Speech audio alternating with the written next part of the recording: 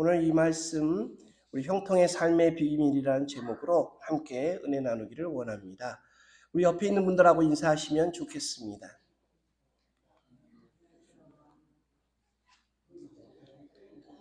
네, 감사합니다. 어떻게 추수감사절 잘 보내셨습니까? 네, 추수감사절 지나자마자 저희가 추리를 했는데 추수감사절 날 매년마다 저희가 잊어버리는 게 있어요. 추수감사절 날 그래도 명절이니까 나가서 외식을 해야지 생각을 했는데 나가보니까 식당들이 문을 안 열어요. 6시 되니까 다 닫았어요. 그래서 제가 기분이 너무 좋았습니다. 이유가 뭔가 아니 뭐 마켓에 가거나 몰에 가거나 그러면 추수감사절 뭐 그런 데코레이션은 하나도 없잖아요. 그런데 속으로는 추수감사절을 다 지키더라 이거예요. 야, 미국 사람들 정말 최고다 하는 생각을 했습니다. 겉으로 막 치장하는 게 아니라 가족끼리는 정말로 식당 문도 다 닫고 마켓 문도 다 닫고 그렇게 추수감사절을 지키고 있더라 하는 겁니다. 추수감사절이 뭡니까? 하나님께 감사하고 가족끼리 모여서 음식을 나누면서 이 풍성한 식탁을 주신 하나님을 찬송하라. 이게 추수감사절 아닙니까? 할렐루야. 문 연 데는 한국 음식점하고 한국 마켓들만 문 열었어요. 그래서 아이고 이거 미국 생활 좀 더 해야겠다 하는 생각을 해봤습니다. 해마다 제가 깜빡깜빡 하는 것 중에 하나가 그건가 아닌가 생각합니다. 그래도 추수감사절이 지나서 이렇게 우리 추리를 해놨습니다. 이쁘죠? 우리가 하나님 말씀을 읽습니다. 책으로 돼 있으니까 책을 읽듯이 읽어야 됩니다. 그렇죠? 그런데 성경을 읽는 데 그치는 게 아니고 성경은 어떻게 돼야 됩니까? 들어야 됩니다. 그렇죠? 성경의 말씀을 읽으면서 하나님 말씀을 우리가 들을 수 있어야 됩니다. 우리가 할 수 있다가 아니라 우리가 듣겠다가 아니라 하나님 말씀이 우리에게 들려져야 하는 겁니다. 그렇죠? 듣는 게 아니라 하나님 말씀이 우리에게 들려지는 겁니다. 그래서 들려져서 성경을 다시 보게 되는 것이 이게 신앙의 깨달음의 어떤 순서입니다. 말씀을 안 읽으면 알 수 없죠. 하지만 여러분 말씀을 읽으시면은 그 말씀이 필요할 때 여러분 안에 계신 성령께서 여러분들에게 말씀하시고 그 말씀이 우리에게 들려질 때 우리가 다시 성경을 펴서 보고 그 말씀을 통해서 하나님의 음성을 또 하나님의 뜻을 하나님의 마음을 우리가 알아가는 줄 믿습니다. 이 성경을 볼 때 굉장히 중요한 기준점들이 있는데요. 우리가 엘리야 이야기를 우리가 계속 몇 주에 걸쳐 보지 않습니까? 이 엘리야의 이야기를 읽을 때 우리가 봐야 되는 기준점이 있습니다. 굉장히 중요한 엘리야 이야기를 성경에서 찾고 읽을 때 확실하게 우리 마음에 새겨야 되는 말이 뭐냐면 엘리야는 우리와 성정이 같은, 이게 무슨 말입니까? 우리와 똑같은 사람이다 하는 겁니다. 우리 옆에 있는 분들하고 다시 한번 인사하실 때 당신이 엘리야입니다. 우리 해보시죠. 당신이 엘리야입니다. 네.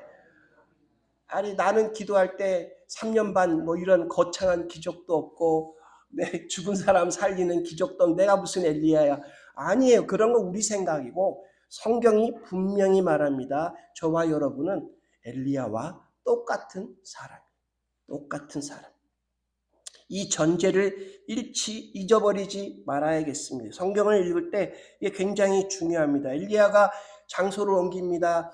길라 산지에 살다가 왕궁에 가가지고 3년 반 동안 수년 동안 우로 이슬조차도 내리지 않을 거야. 이렇게 말해서 이제 도망가게 생겼어요. 도망간 곳이 하나님이 그린 시냇가로 가라 했습니다. 어디로 도망가야 될까? 하나님이 지정한 그린 시냇가에 가서 숨어 있어라. 제가 말씀드렸죠. 숨어 있어라. 까마귀를 명하여 너를 공개하게 할 거다. 그랬는데 지난주에 우리가 봤듯이 물이 말라버렸어요. 시냇가가 말라버린 겁니다. 어떻게 해야 되나? 이제 하나님의 다음 스텝은 뭘까? 하나님은 시돈 땅 과부로 가라. 하나님이 시돈 땅에 가면 뭔가 이 문제들을, 아니면 내가 이제 아니면 왕비의 어떤 그런 집요한 추격을 피해가지고 피할 어떤 좋은 장소를 마련해 놨을 거야. 이렇게 시돈 땅 어떤 과부, 누군지도 모르는 그 과부의 집에 가면 분명히 하나님의 해답이 있을 거야. 우리는 자꾸 하나님의 응답에 대해서 답을 찾으려고 합니다. 하나님의 응답이 우리가 갖고 있는 상황이나 문제를 해결해 주실 것처럼 우리는 생각합니다. 그게 하나님의 기도 응답이라고 우리가 하고 삽니다. 틀린 말은 아니지만 오늘 말씀 속에서 더 큰 은혜가 있습니다. 우리 10절 다시 보시죠. 10절 같이 읽어볼까요? 저가 일어나 사르밧으로 가서 성문에 이를 때에 한 과부가 그곳에서 나무가지를 줍는지라. 여기 저는 엘리야입니다. 시냇가에서 일어나서 사르밧으로 75마일 정도를 걸어가가지고 성문에 이를 때, 아직 문에 들어가지도 않았습니다. 시돈 땅이라고 하는 그곳에, 사르밧이라고 하는 성에 들어가지도 않았을 때에 한 과부가 나와서 나무까지 줍는 것을 딱 마주치게 됩니다. 이 과부에 대해 성경은 이름이 없어요. 직업도 없습니다. 그런데 딱 보면 알 수 있는 게 너무 가난해서 집에 땔감을 살 그런 여의도 없고 땔감을 구해다 줄 종도 없어서 본인이 성문 밖까지 나와서 직접 땔감을 주워가야 되는 그런 지경입니다. 뒤에 보면은 더 처참하고 빈곤하고 그것이 밖으로 여러분 표출되지 않겠습니까? 이런 상황을 척 보면 보이는데 선지자가 엘리야가 모를 리가 없지요. 그런데 그 사람에게 나를 먹여 살려 주겠느냐, 공개해 주겠느냐, 말을 건넬 사람이 있을까요? 엘리야가 봐도 이 과부는 정말로 이 가난한 사람이라는 걸 너무나 여실히 보여줍니다. 이 눈앞에 보이는 과부를 보면서 엘리야는 이 상황에 대한 질문이 분명히 그도 우리와 같은 사람이니까 머릿속에 가득 찼을 겁니다. 하나님이 준비한 과부가 맞을까? 그렇죠? 말 걸었다가 신고당하는 건 아닐까?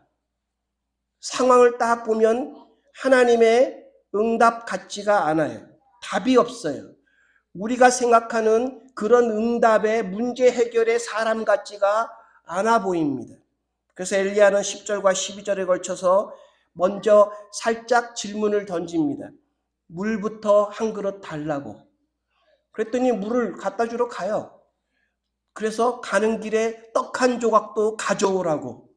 이렇게 살짝 던져봅니다. 그러자 여인의 자기 상황이 그 여인의 입에서 술술 나옵니다. 당신의 하나님 여호와 사심을 가르쳐 맹세하노니. 와, 아이고 이게 질문하는 엘리야가 유대인이라는 걸 과부가 벌써 눈치챘어요. 엘리야의 모습 속에 뭐가 있는지는 모르겠지만 그리고 나서 하는 말이 나는 떡도 없고 다만 통에 가루 쬐끔 병에 기름 조금 있어서 나뭇가지 이거 주워다가 내 아들을 위해서 음식을 해놓고 우리가 죽으려고 한다.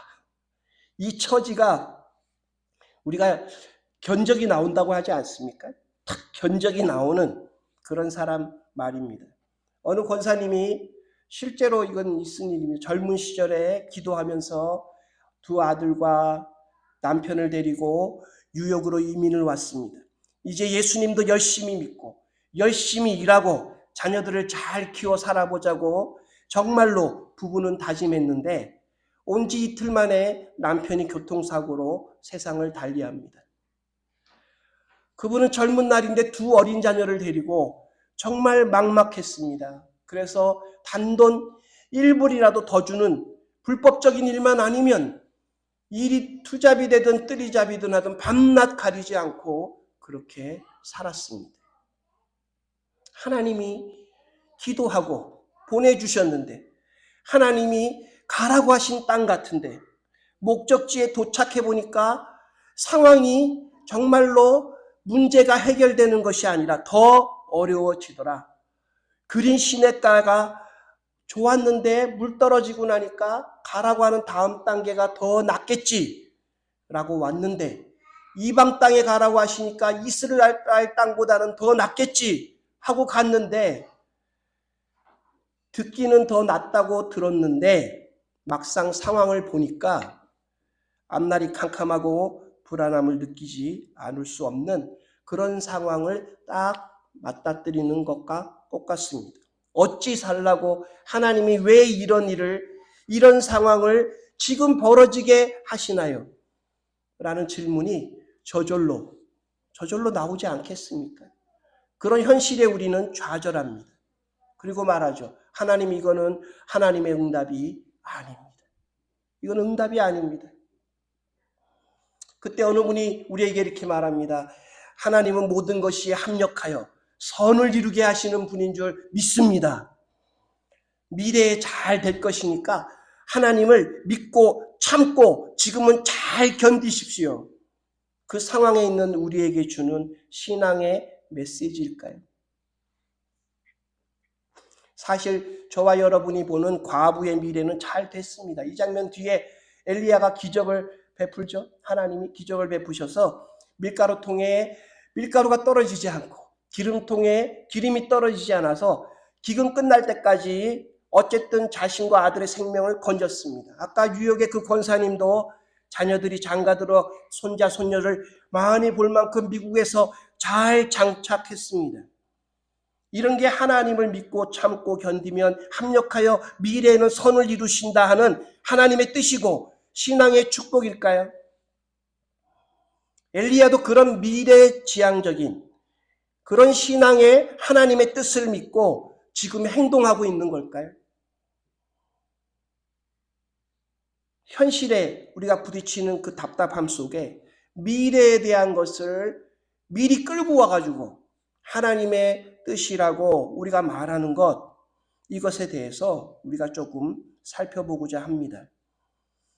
먼저 결론부터 말씀드리면 우리가 하나님께, 하나님 나를 이렇게 이 자리에, 아니면 이곳에, 아니면 내가 그곳에, 아니면 이 사람을 만나고 저 사람을 만나고 기도했는데 하나님의 응답하심에 대해서 이런 상황을 만들어주신 그 섭섭함을 여러분 제거하고 나면 하나님이 우리와 함께 하셨다, 함께 하고 계시다 하는 것이 명확하게 보인다 하는 겁니다. 오늘 설교의 제 결론은 이겁니다. 좀 살펴볼까요?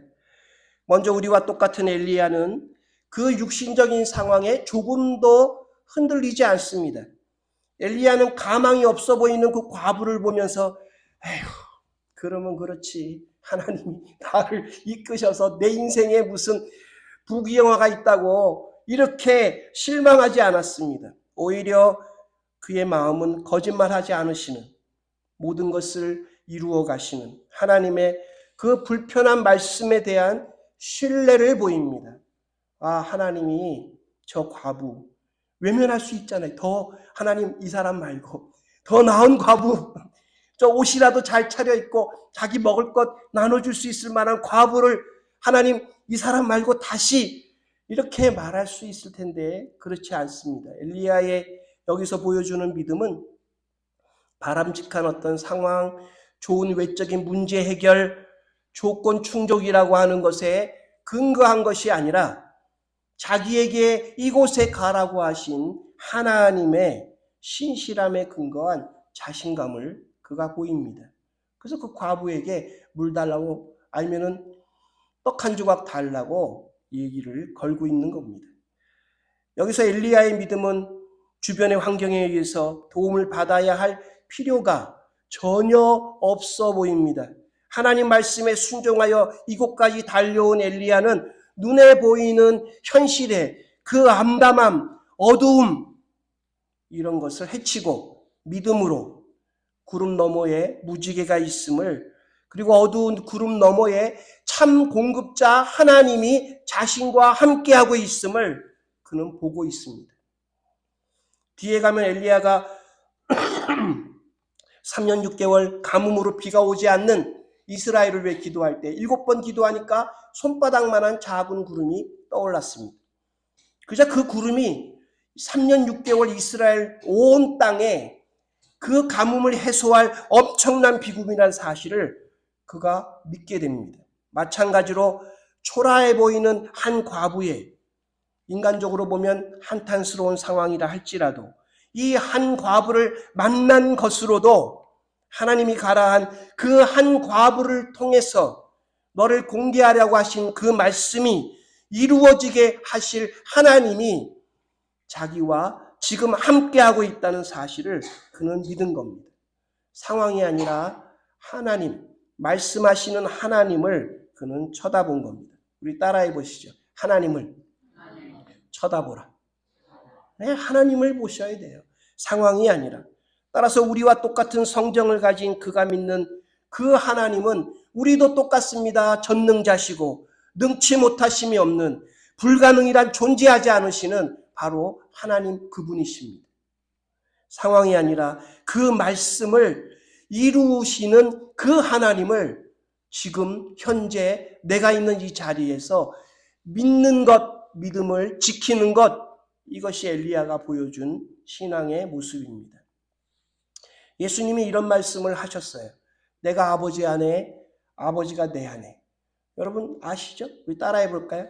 내가 아버지 안에, 아버지가 내 안에. 예수님과 하나님 이 삼위일체의 어떤 신학적인 신묘한 어떤 이론 설명을 이게 하는 말이 되긴 해요. 하지만 그 말도 틀린 말은 아닙니다. 그러나 이 말씀을 우리가 좀 간단하게 좀 설명하면 이겁니다. 하나님 아버지의 마음이 내가 있고 내 마음에 하나님이 계신다 하는 그런 말 아닙니까?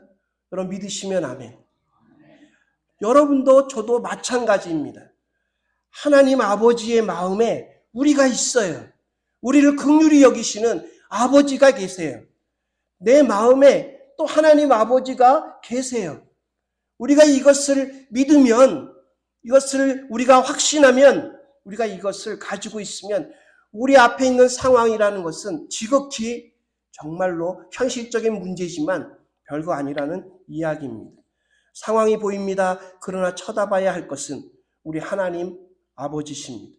하나님의 말씀이 기적을 만들고 상황을 변화시키고 우리를 낫게 하시고 우리를 죽음에서부터 구해주시고 우리의 어려움을 이기게 하시고 헤쳐나가게 하신다 하는 겁니다. 창세기의 요셉 이야기를 여러분이 아실 겁니다. 그가 17살 때까지는 아버지 야곱의 사랑 속에서 컸습니다. 온실 속의 소년 같은 그에게 하나님이 꿈을 주십니다. 곡식단들이 절하는 거예요. 누구죠? 형제들이 자기에게 절하고 또 꿈을 꿨더니 해와 달도 자기에게 절하고 야 이거 부모님도 다 자기에게 절하는 그런 꿈을 주셨다고 떠들고 다녔습니다. 그 꿈을 이루시기 위한 하나님의 계획이 17살 때 아주 부드러운 바람처럼 오는 게 아니라 거대한 폭풍우처럼 요셉에게 닥칩니다. 시기로 눈이 먼 형들이 그를 팔아먹습니다. 아버지 야곱에게는 짐승에게 죽었다고 아예 완전히 실드를 칩니다. 애굽으로 노예로 팔려갑니다. 하나님이 주신 그 꿈들을 마음에 간직한 채 그런 노예로 전락하고 맙니다. 그때 성경에 정말 멋진 표현이 2번 등장합니다. 하나님이 함께 하심으로 요셉이 형통한 자가 돼요. 성경이 2번 나옵니다. 한 번은 노예 생활 때, 한 번은 감옥에 있을 때 이렇게 2번 등장합니다. 여러분 잘 보십시오. 총리가 돼서 잘 나갈 때 하나님이 그와 함께 하시니까 형통한 자가 돼요. 이렇게 우리가 아까 말씀드린 대로 미래지향적인 하나님이 협력하여 노예 생활도 감옥 생활도 다 이렇게 잘 해주셔가지고 이집트의 총리가 되도록 만들어 주셨구나. 고생은 했지만 나중에 잘 되고 성공하고 축복하는 것이 형통한 축복이구나. 지금은 힘들지만 참고 이겨내서 하나님의 축복을 받자. 그 말도 완전히 틀린 것은 아닙니다만 말씀의 이해가 좀 다릅니다. 완전히 달라요. 힘들고 참고 견디며 살아가는데 끝에는 성공과 부귀 요셉처럼 큰 어떤 위대한 지위에 올라가는 그렇게 되지 못하면 하나님의 형통한 자가 아니라는 얘기입니까? 성공한 사람은 정말 10%가 아니라 1%밖에 안 되지 않나요? 그럼 99%는 하나님이 협력하여 선을 이루어 주셨는데도 형통한 데가 되지 않는 그런 삶을 살아가는 건가요? 여러분 잘 들어보시고 생각해 보십시오. 하나님이 요셉과 함께 하시는 기간은 평생입니다. 저와 여러분과 하나님이 함께 하시는 기간도 평생입니다. 믿으시죠? 네. 특별히 하나님이 요셉과 함께 했다고 표현한 것은 노예로 살 때와 감옥의 죄수로 있을 때입니다. 노예로 살아가는 고난의 시간을 잘 헤쳐가도록 도와주신 것과 요셉이 그 하나님을 붙들고 인간적으로 조금 노예에서 나아지려고 하는 것들을 내려놓을 때, 그것들을 포기할 때, 포기하고 하나님을 선택할 때 하나님의 형통한 자가 되었다고 성경이 말하는 겁니다. 노예로 잘 풀려서 가정 총무가 돼서 살만하게 되고 아버지도 찾고 형제도 돌아갈 수 있는 기회를 얻어가려고 하는 그때에 유혹이 들어와서 가정 총무도 포기하고 감옥에 가는 일이 생기고 그렇게 하더라도 하나님과 동행하는, 하나님과 함께하는 길을 그가 걷게 되었을 때 형통한 자, 뭘까요? 믿음을 지키는 형통한 자가 되었다고 성경이 말하고 있는 겁니다. 감옥에 갔습니다. 똑같은 상황이 벌어집니다. 간수가 보니 모든 것이 형통한 요셉에게 맡기는데 감옥의 죄수로 최소한 2년 넘게 살아갔다고, 그것이 형통한 그 기간 중에 형통한 자로 살았다고 성경이 말하는 겁니다. 노예랑 죄수랑 그렇게 살 때 하나님과 함께 동행하며 믿음을 지키는 그 삶이 형통한 자라고 성경이 말하는 겁니다. 우리는 하나님께 간청합니다. 어려운 상황을 벗어나 형통한 삶을 살게 해달라고. 억울한 노예에서 벗어나, 억울한 죄수에서 벗어나 미래의 총리로 출생하여 세상을 호령하며 떳떳하게 살아가게 해달라고, 그래서 하나님의 영광을 높이고 이름을 자랑하며 살 것이라고, 이게 우리의 바라는 응답이고 우리의 형통이고 우리의 기도입니다. 이게 하나님을 믿는 이유고 하나님과 함께 하려고 하는 우리가 생각하는 성공입니다. 그렇죠? 성경이 말하는 것과 같은 겁니까? 하나님이 원하시는 그것과 같은 겁니까? 조금 다릅니다. 눈치채시는 분들도 계셨을 건데, 억울한 노예든 억울한 죄수든 답답한 상황이든 우리가 어떻게 할 수 없는 현실이든 간에 여러분, 우리가 믿음을 포기하지 않고 하나님이 함께 계심을 선택하여, 아니면 하나님 함께 계심을 믿으며 우리가 한 발 한 발 현재 살아간다 그러면 믿음 안에 사는 형통한 자라고 하나님이 그렇게 부르신다는 겁니다. 이게 성경이 말하는 어려움 속에서 믿음을 지키시도록 도와주시는 하나님이 우리 옆에 계시다고 말하는 것이 성경이 말하는 1차적인 형통의 삶입니다. 하나님, 내가 상황이 살짝 어려우니까 지금은 하나님 손 잠깐 놓고, 내가 지금 즐기고 재미보고 현실과 좀 타협하고, 하나님 저 잘 아시죠? 인생이 뭐 있습니까? 좀 즐기다가 천국 가도 되는 것 아닙니까?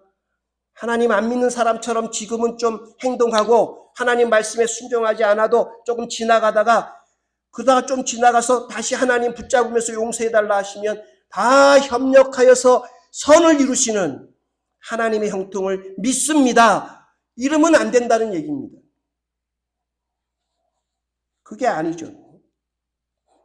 네? 답답한 지금 하나님과 함께하는, 네?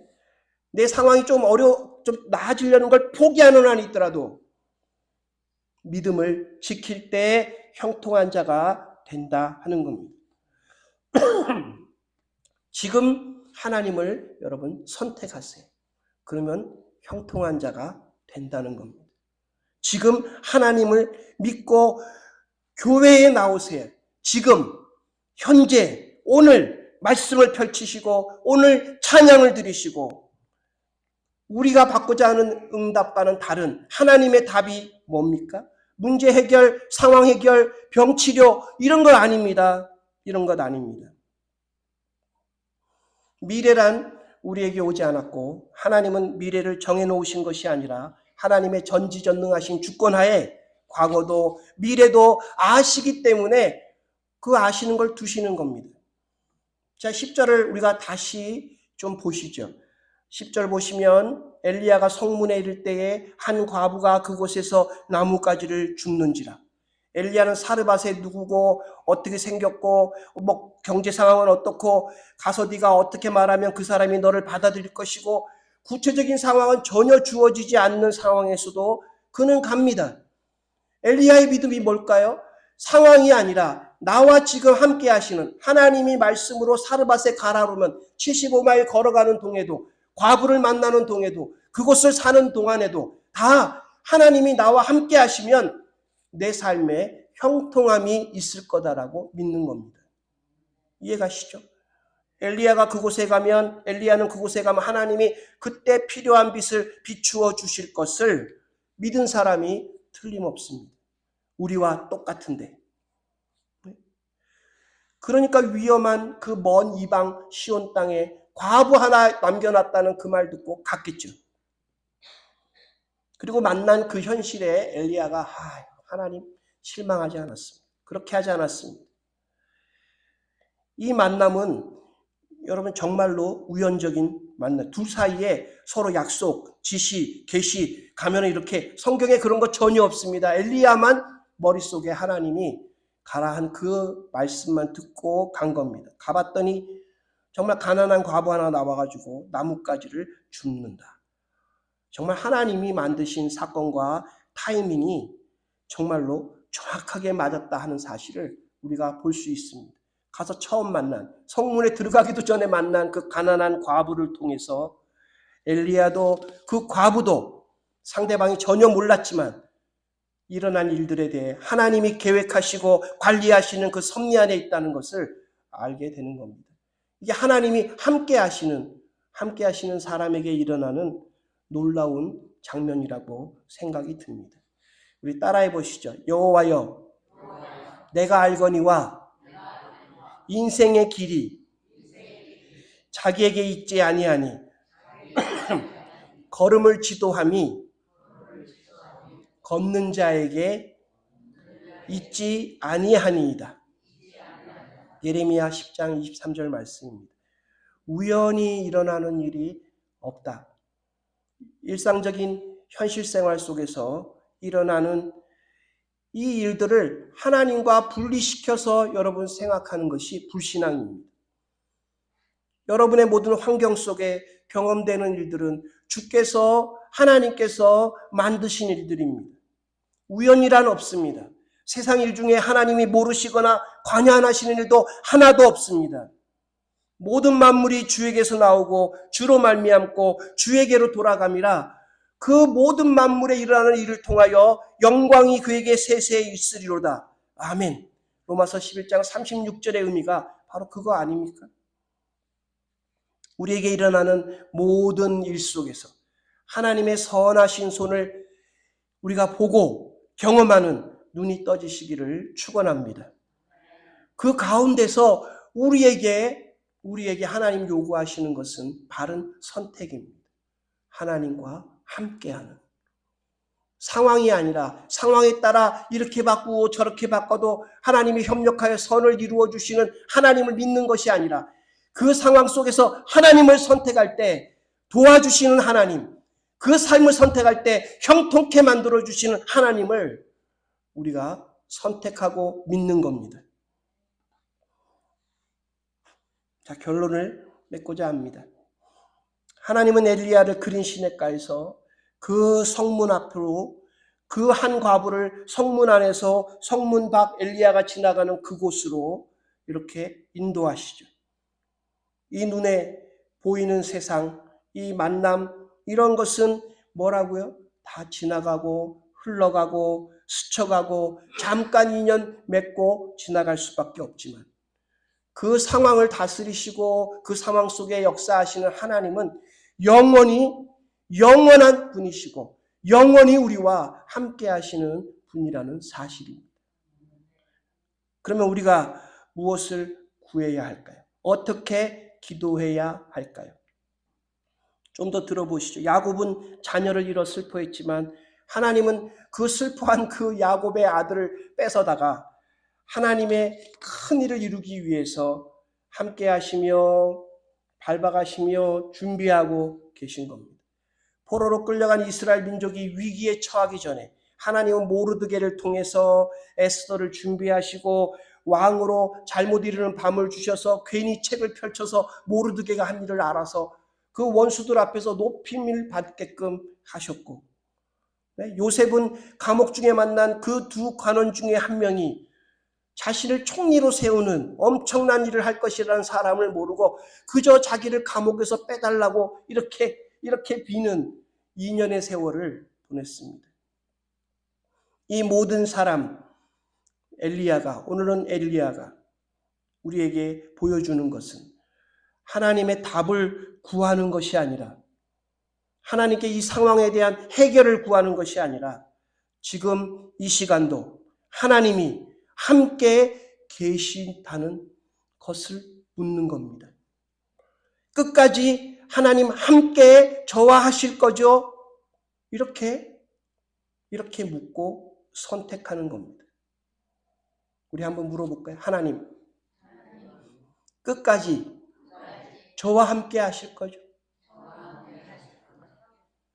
그러면 우리는 하나님을 영원히 우리와 함께 하시는 분이 하나님이시죠? 하나님을 선택하는 겁니다. 그 모든 것을 가능케 하시는 분은 우리가 아니라 하나님이십니다. 하나님과 함께 하십시오. 하나님을 배반치 마십시오. 하나님을 선택하십시오. 하나님을 여러분 믿으십시오. 하나님 말씀을 다시 보고 여러분 마음에 영적인 깊은 깨달음을 얻으시기를 바랍니다. 자, 그러면 이제 어떻게 해야 될까요? 우리 따라해 보시죠. 내가 지금 잘 믿어야 형통하게 된다.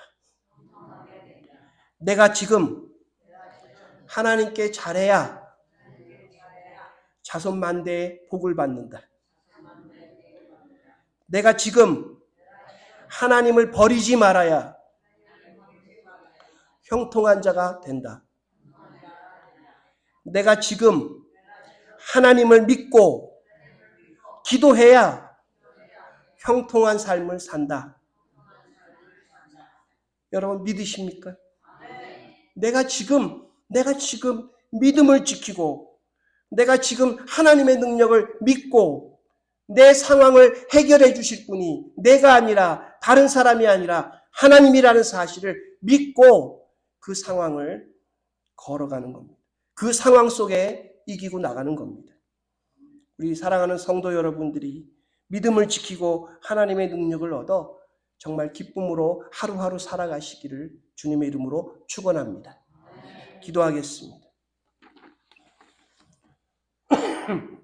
하나님 아버지, 우리가 엘리야를 통하여 우리 현실에 대하여 답을 구합니다. 그 답이 멀리 있는 것이 아니라 하나님이 우리와 함께 계시다는 그 증거, 하나님이 우리를 돌보신다는 그 믿음, 그건 줄 믿사오니 하나님 믿음을 선택합니다. 하나님을 선택합니다. 말씀을 선택합니다. 순종을 선택합니다. 역사하여 주시옵소서. 하나님을 믿고 나아가는 주의 백성들에게, 주의 말씀을 우리에게 주신 말씀으로 믿고 나아가는 저희 교회 성도들에게, 이 예배에 참여한 모든 사람들에게 하나님이 빛이 되어주시고 길이 되어주시고 생명이 되어주시고 하나님 놀라운 기적의 역사를 날마다 현실처럼 날마다 그냥 우리가 먹는 식사와 같이 보게 하여 주시옵소서. 사랑하는 성도들의 형통을 간절히 추구합니다. 하나님 역사하고 계시고 역사하여 주실 줄 믿고 또 역사하시는 줄 믿습니다. 하나님 감사합니다. 우리의 믿음을 더하여 주시고 하나님을 바라보는 그 삶에 저희의 시선이 끊어지지 않도록 도와주시옵소서. 다시 오실 예수 그리스도의 이름으로 간절히 기도했사옵나이다. 아멘.